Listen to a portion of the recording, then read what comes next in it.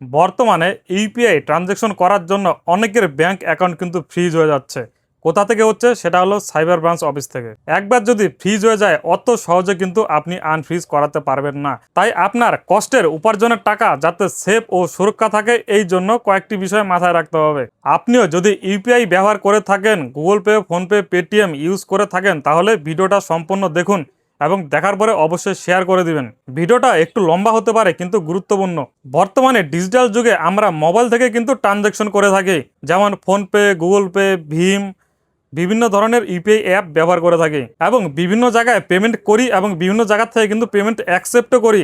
আর এখানে কিন্তু একটা চিন্তা করার বিষয় রয়েছে, বর্তমানে সারা ভারতবর্ষে প্রতিদিন কিন্তু লক্ষ লক্ষ কোটি কোটি টাকা ফ্রড হচ্ছে, যেটাকে আমরা হ্যাক করে টাকা চুরি করা বলে থাকি। সেই চোর বা হ্যাকার টাকা চুরি করে কিন্তু সেই অ্যাকাউন্টে টাকা রাখে না, মিনিটের মধ্যে কিন্তু বিভিন্ন অ্যাকাউন্টে সরিয়ে দেয় ক্যাশ করার জন্য।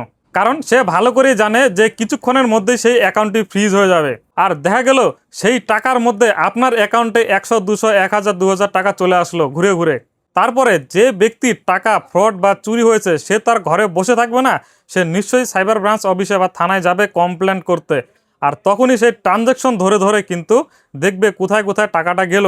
চোরের অ্যাকাউন্টে তো টাকা নেই, চোর তো দিয়েই দিয়েছে, আর সেই টাকা যার যার অ্যাকাউন্টে যাবে সেই অ্যাকাউন্ট কিন্তু ফ্রিজ করে দেবে। এইভাবে কিন্তু 10 লেয়ার পর্যন্ত অ্যাকাউন্ট ফ্রিজ হতে পারে।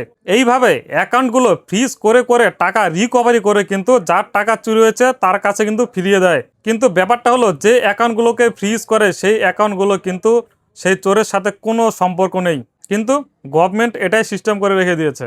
সকালে ঘুম থেকে উঠে দেখবেন আপনার মোবাইলে এসএমএস এসেছে আপনার অ্যাকাউন্টটি ফ্রিজ করে দেওয়া হয়েছে। আপনি যখন পেমেন্ট করতে যাবেন তখন দেখাবে ডেবিট ফ্রিজ অথবা লেখা আসবে অ্যাকাউন্ট ব্লকড। তারপরে আপনি যখন ব্যাংকে যাবেন, ব্যাংকে গিয়ে ম্যানেজারকে বলবেন আমার অ্যাকাউন্ট এরকম ব্লক হয়ে গিয়েছে, আমি একজনের কাছ থেকে টাকা নিয়েছিলাম। ম্যানেজার বলবে যে এটা সাইবার কেস, এর জন্য আপনাকে সাইবার ব্রাঞ্চ অফিসে যেতে হবে।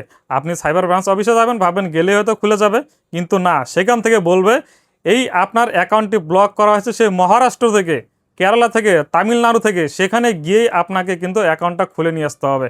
তারপরে আপনার মাথায় কিন্তু বাড়ি পড়বে। আপনার নিজের কষ্টের উপার্জনের টাকা আপনি হাত দিতে পারবেন না যে পর্যন্ত আপনার অ্যাকাউন্টের জন্য এনওসি না নিয়ে আসবেন। ছোটোখাটো ব্যাপারে প্রবলেম হলে পরে সহজেই ফোন করে বা ইমেল করে সলভ করা যায়, কিন্তু কেস যদি জটিল এবং বড় হয়ে থাকে তাহলে কিন্তু অনেক ক্ষয় করতে হবে। তাই সবার কাছ থেকে কিন্তু পেমেন্ট একদমই অ্যাকসেপ্ট করবেন না। আপনার অ্যাকাউন্টে টাকার প্রয়োজন হলে, বেশি টাকার প্রয়োজন হলে ব্যাংকে গিয়ে ডিপোজিট করবেন। কাউকে পেমেন্ট করলে অসুবিধা নেই, কিন্তু পেমেন্ট যখন নেবেন তখন কিন্তু সমস্যা হতে পারে। কখন কার সাথে হয়ে যাবে বলা মুশকিল, কারণ আমার সাথে হয়েছে, আমি ভালো করে ব্যাপারটা জানি। আর ইউপিআই লেনদেন তো করতে হবে, এটা তো বন্ধ করা যাবে না। আপনাদের যে প্রাইমারি ব্যাংক অ্যাকাউন্ট রয়েছে, যে অ্যাকাউন্টে টাকা সেভিং করে রাখেন, সেই অ্যাকাউন্টে ইউপিআই লেনদেন করবেন না। এর জন্য একটি সেকেন্ডারি ব্যাংক অ্যাকাউন্ট খুলে নেবেন এবং সেই অ্যাকাউন্টে বেশি টাকা পয়সা রাখবেন না।